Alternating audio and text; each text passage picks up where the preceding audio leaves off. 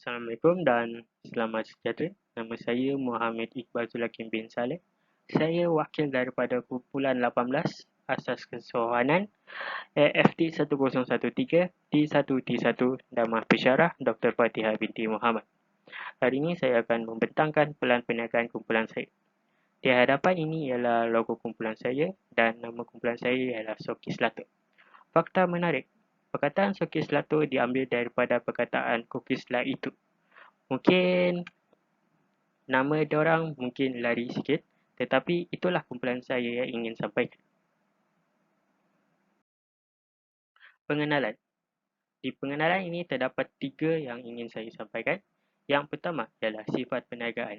Sifat perniagaan ada 2 poin, iaitu jenis perniagaan ialah biskut coklat leleh dan tergolong dalam bahagian kedai roti.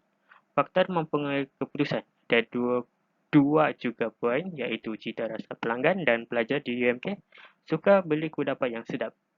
Profil industri ada 3 poin, iaitu nama perniagaan Soki Selatu, tarikh penubuhan 7 bulan 11 2021 dan jenis jualan ialah biskut coklat chip buatan sendiri dan pelbagai topping termasuk sos berbeza yang halal.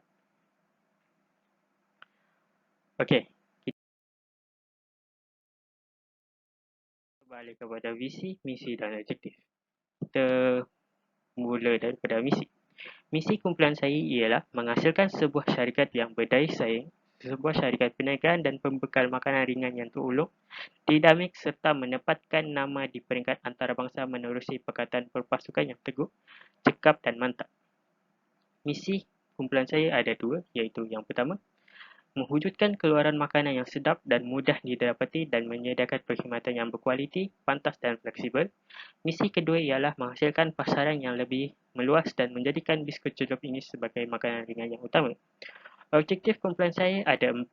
Yang pertama ialah membekalkan perkhidmatan berkualiti dan berbagai jenis teknik pemasaran. Ya, objektif kedua ialah peka dan bersedia terhadap setiap perubahan yang berlaku. Objektif ketiga ialah konsisten dalam menangani masalah tempahan dan pembelian bekalan. Objektif keempat ialah berurusan dengan lebih efisien, profesional terhadap para pelanggan. Tujuan rancangan perniagaan kami. Yang pertama ialah memberi keterangan atau maklumat yang lebih jelas berkenaan dengan perniagaan kami. Yang kedua ialah satu garis panduan untuk bukan sahaja menentukan hala tujuan namun kepada usahawan, pengurus dan pekerja untuk memahami skop tugas masing-masing. Alat komunikasi kepada pihak kepentingan seperti pembekal, pelabur, pihak bank, pelanggan dan lain-lain. Alat kawalan di mana segala aktiviti dijalankan mengikut perancangan dengan segera. Mengurangkan kesilapan semasa membuat keputusan dalam menjalankan perniagaan. Dan yang terakhir ialah menggariskan misi bagi memudahkan pengurus dan pekerja bertindak selaras dengan matlamat yang ditetapkan. Ini adalah cerita organisasi kumpulan saya, iaitu pengurus besar ialah Encik Sucitra, pengurus pemasaran ialah Nur Fakira, penolong pengurus pemasaran ialah Nur Nadira Balkis, pengurus kewangan ialah Nur Izzati, penolong pengurus kewangan ialah saya, Muhammad Zulakim, pengurus sumber manusia ialah Darren, pengurus penolong pengurus sumber manusia ialah Nur Izzat. Plan pemasaran. Yang pertama ialah pembungkusan. Yang kedua ialah harga yang murah dan menarik. Yang ketiga ialah barang yang berkualiti tinggi. Yang keempat ialah promosi dalam media sosial. Yang kelima ialah membuat anggaran yang diperlukan untuk perbelanjaan pemasaran. Yang keempat ialah Yang kelima ialah membuat gaji selidik dahulu barangan yang terkenal dan sering menjadi berebutan pelanggan.